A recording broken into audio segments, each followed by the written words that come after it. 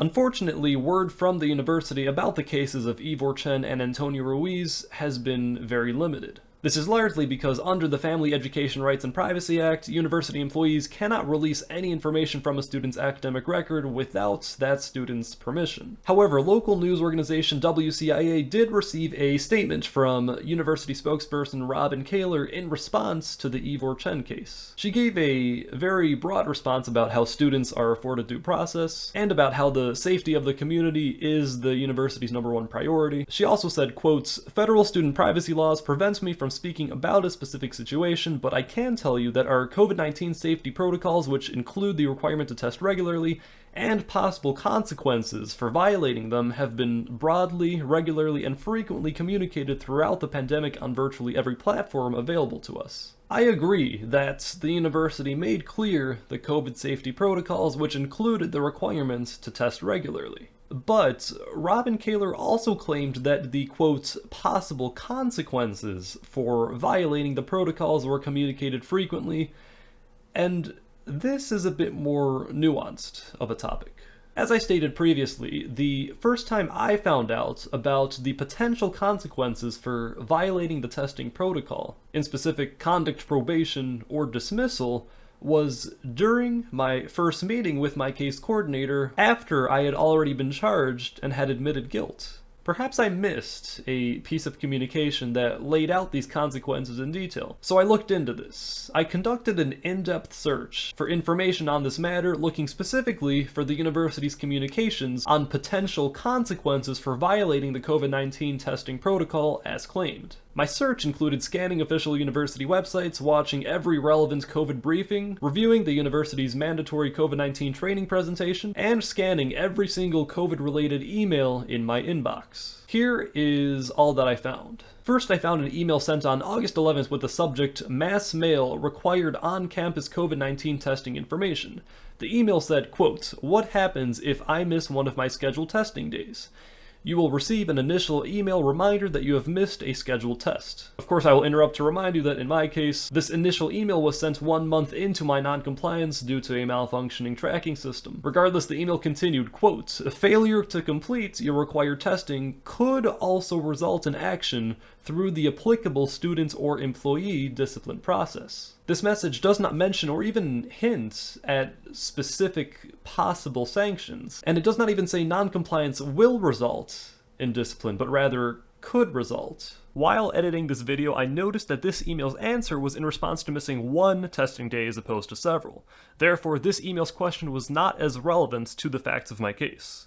This was my mistake.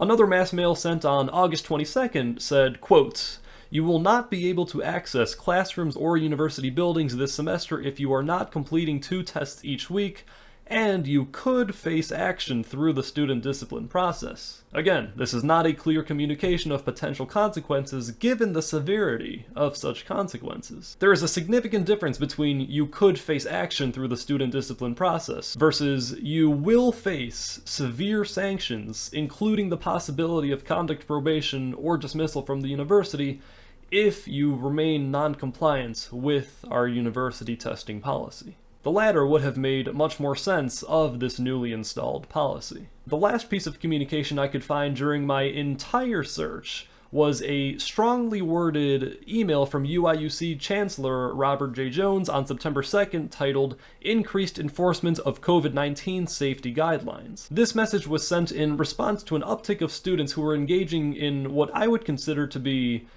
irresponsible and even egregious behavior given the pandemic context, like attending massive parties, going into public even after testing positive, attempting to circumvent the university testing application, or ignoring direct orders to quarantine or self-isolate, all of which is unrelated and much more severe than mere testing non-compliance. The email said, quote, "Students who continue to violate our safety policies, who fail to comply with directions from our public health officials, and who engage in unsafe activities that risk spreading the virus will be asked to leave this university," which, for these types of violations, is certainly fair. But again, this was a message prompted by and directed toward the outburst of parties and social gatherings that were happening in the first 2 weeks of the semester. I will include the link to the full email in this video's description, as well as the 2 other emails that I mentioned previously. I should anticipate that someone might reasonably ask me,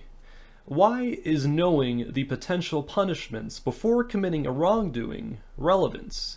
Are you only motivated by sanctions rather than protecting people's health? In fact, during my subcommittee hearing, one committee member asked me about how I said that had I known the sanctions beforehand, I would have never risked being non-compliant. I remember the question being posed in a manner like, what did you really mean by that? Logically, this argumentative line of questioning is supposed to make sense. We don't offer sympathy to murderers who claim that their sentences should be shortened because they did not know that they would receive a life sentence. At the same time, in a system of proportionate justice, we don't give life sentences to jaywalkers or to people who are caught speeding 5 miles above the speed limit. Yes, had I known the nature of the disproportionate sanctions for what I and many others would consider a relatively minor and ultimately unharmful lapse of judgment, then of course I would have followed that biweekly testing rule to a T.